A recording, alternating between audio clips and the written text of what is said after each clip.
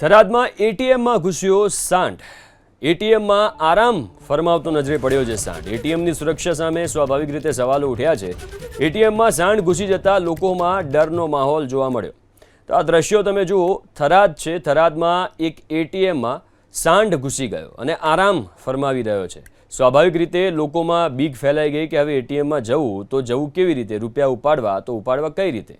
એટીએમમાં સાંઢ ઘૂસી જતા લોકોમાં પણ ડર ફેલાયો છે. તો થરાદથી આ દ્રશ્યો સામે આવ્યા કે જ્યાં એક એટીએમ જેનો દરવાજો ખુલ્લો હતો એની અંદર એક સાંઢ ઘૂસી ગયો અને આરામ ફરમાવા લાગ્યો. તો આ દ્રશ્યો તમે જુઓ, થરાદ છે. થરાદમાં એક એટીએમમાં સાંઢ ઘૂસી ગયો અને આરામ ફરમાવી રહ્યો છે. સ્વાભાવિક રીતે લોકોમાં બીક ફેલાઈ ગઈ કે હવે એટીએમમાં જવું તો જવું કેવી રીતે, રૂપિયા ઉપાડવા તો ઉપાડવા કઈ રીતે. એટીએમમાં સાંઢ ઘૂસી જતા લોકોમાં પણ ડર ફેલાયો છે.